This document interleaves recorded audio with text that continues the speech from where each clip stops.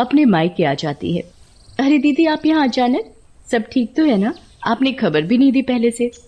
हाँ क्यों, तुम्हें कोई प्रॉब्लम है? अभी मेरे मम्मी पापा जिंदा हैं यहाँ। अरे नहीं दीदी, आप गलत समझ रहे हो, मुझे क्या दिक्कत होगी, कहकर नेहा अपने कमरे में चली जाती है। अरे बच्चों, जल्दी जल्दी यहाँ आओ, देखो मेरे पास क्या है तुम दोनों के लिए। फिर वो बच्चों को टॉफी देती है। बच्चे बाहर खेलने चले जाते हैं। नेहा की बात सुनकर सरिता वैसे ही चिढ़ी हुई थी।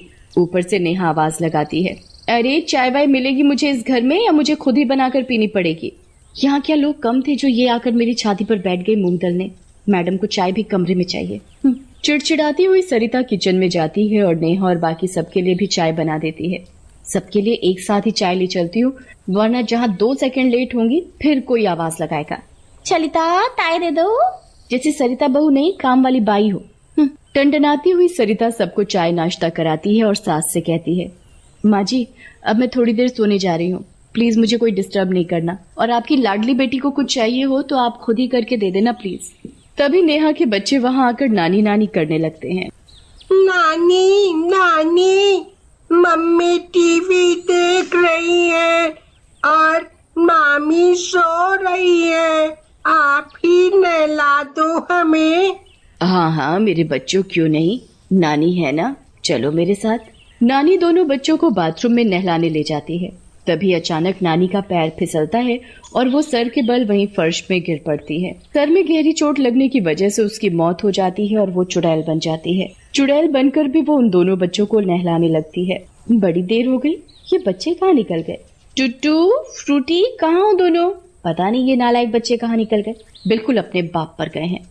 ढूंढते ढूंढते वो बाथरूम में घुस जाती है और अपनी माँ की लाश खून में लथपथ देखकर उसकी बुरी तरह चीख निकल जाती है। अरे ये माँ को क्या हो गया, कोई है, मेरी मदद करो। चीखने चिल्लाने की आवाज सुनकर सरिता की नींद खुल जाती है। ओहो, अब क्या आफत आ पड़ी इस माँ की लाडली को, ससुराल छोड़कर मायके में आकर पड़ी हुई है, एक तो ऊपर से मेरी नींद हराम कर रखी है। सरिता झंझनाती हुई आवाज की तरफ जाती है। सास की लाश देखकर कहती है, ओहो, इस बुढ़िया को भी अभी मरना था, ये काम का बोझ मेरे ऊपर डालकर खुद चैन की मौत मर गई। ये सारी बातें नानी चुड़ैल सुन रही होती है। अच्छा, तो ये विचार है पद्मिनी के मेरे बारे में। छत पर फ्रूटी और टुट्टू पकड़म पकड़ाई खेल रहे थे। भागते भागते फ्रूटी बालकनी की तरफ बढ़ जाती है और छत से गिरने वाली होती है। ये देखकर टुट्टू भागते भागते जाता है और नेहा को बुलाता है, मम्मी वो फ्लूटी फ्लूटी छत, मम्मी फ्लूटी छत। नेहा पूरी बात सुने बिना ही टुट्टू को जोर का चाटा लगाती है। तुम दोनों को पूरा दिन कोई काम नहीं सिवाय खेलने के, फ्रूटी ने ये कर दिया, टुट्टू ने वो कर दिया, सारा दिन यही सब। इससे पहले कि फ्रूटी गिरती कि तभी नानी चुड़ैल वहाँ आ जाती है और उसे बचा लेती है। हद है इन दोनों की, 2 औरतें घर में होकर 2 बच्चों का ध्यान नहीं रख पा रही, कैसी औरत है ये। फिर रात को, मामी मामी मुझे बिस्कुट चाहिए, ऊपर डब्बे से दो ना। क्यों री, तेरे बाप का घर है या तेरी माँ यहाँ कमा कर रख गई है बिस्कुट, चल भाग यहाँ से। सरिता फ्रूटी को किचन से भगा देती है। ये सब नेहा देख लेती है, पर हालात को सुलझाने की जगह वो गुस्से में फ्रूटी को ही बुरी तरह पीटने लगती है। कितनी बार तुझे मना किया है ना कि अब तेरी नानी नहीं रही, ये घर मामी का है, अब फिर तू क्यों मांगने गई वहाँ? भूख लगी है, भूख। नेहा गुस्से में फ्रूटी को एक अंधेरे कमरे में बंद कर देती है और चली जाती है। आज जब तक तू अकल नहीं सीखेगी कुछ नहीं मिलेगा तुझे। चुड़ैल नानी ये सब देखकर बहुत दुखी होती है। हे भगवान, ये सब क्या देख रही हूँ मैं, अच्छा हुआ मैं मर गई, वरना ये सब देखकर दोबारा मर जाती। इतने छोटे छोटे बच्चे हैं और ये जालिम औरतें आपसी गुस्सा बच्चों पर निकाल रही हैं। एक माँ होते हुए भी अपनी लड़की की भूख की परवाह नहीं, और मामी को अपने गुस्से के आगे कुछ दिख ही नहीं रहा। फिर चुड़ैल नानी सबके खाना खाने के बाद किचन में फ्रूटी का मनपसंद आलू पराठा बनाती है और उसके लिए कमरे में लेकर जाती है। फ्रूटी इतनी मासूम थी कि उसे पता ही नहीं था कि जिस नानी के हाथ से वो पराठा खा रही है वो असल में मर चुकी है। रात को सोने से पहले नेहा फ्रूटी के कमरे का गेट खोलती है। पूरा दिन भूखा रह के तेरी अकल ठिकाने आ गई होगी अब।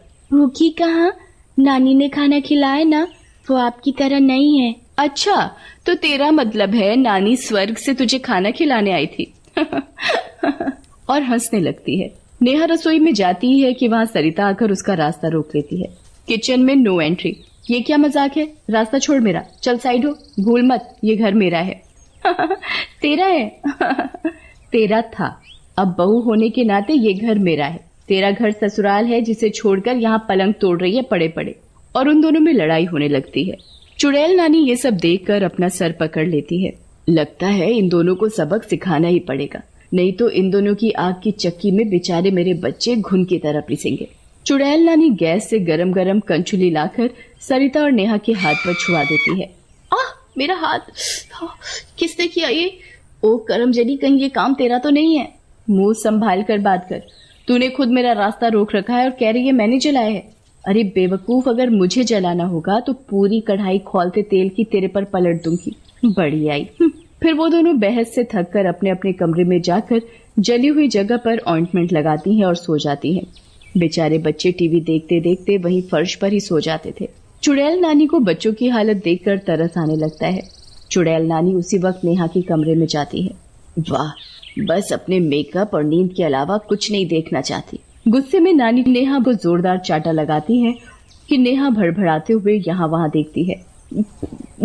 मुझे किसने मारा? कौन है यहाँ? बोलो, किसने मारा मुझे? नेहा यहाँ वहाँ देखती है पर उसे वहाँ कोई नहीं दिखता। वहाँ पर एक कागज का टुकड़ा मिलता है जिस पर लिखा होता है, टूटी फूटी को फर्श से उठाकर बेड के ऊपर सुला। नेहा को थप्पड़ की गूंज अभी तक याद थी, इसलिए वो जल्दी से दोनों को उठाकर बिस्तर पर सुला देती है और खुद भी सो जाती है। सुबह जब नेहा सरिता को देखती है तो कहती है, तेरी हिम्मत कैसे हुई मेरे कमरे में आकर मुझे थप्पड़ मारने की? दिमाग खोलकर बात कर मुझसे। मेरे पास इतना टाइम नहीं है कि तेरे ही इर्द गिर्द घूमती रहूं। और वहां से सरिता चली जाती है। बेटा, अब तो देख मैं तेरे साथ क्या करती हूँ। फिर सरिता नेहा और उसके बच्चों के लिए खीर बनाकर ले जाती है। टूटी फ्रूटी, इधर आओ, देखो मैं क्या लाई हूँ, गर्मा गर्म खीर। आओ आओ। नेहा जैसे ही मुंह में खीर का एक चम्मच डालती है तुरंत थूक देती है। छी, खीर में नमक, वो भी इतना! ये सुनकर चुड़ैल नानी बच्चों की खीर की कटोरी हाथ मारकर गिरा देती है। कितने बदतमीज हो, सारी खीर गिरा दी। ये सुनकर चुड़ैल नानी और गुस्से में आ जाती है और एक डंडा उठाकर लाती है। और डांटेगी मेरे बच्चों को? चल डांटना। सरिता को डंडे की मार तो महसूस हो रही थी पर कोई दिखाई नहीं दे रहा था। कौन है? कौन है?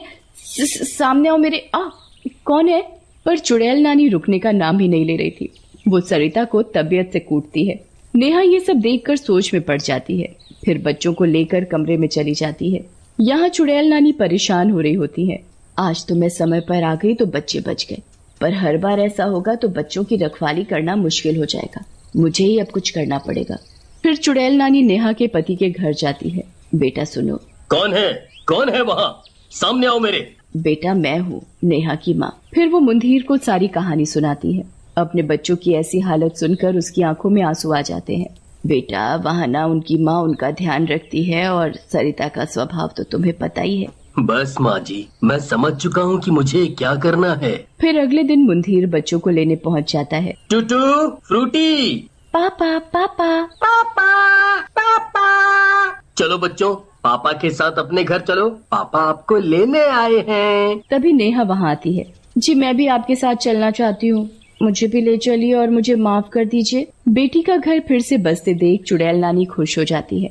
नेहा के जाने से अब सरिता भी ढंग से रहने लगती है। अब चुड़ैल नानी कभी कभी बच्चों से मिलने चली जाया करती थी।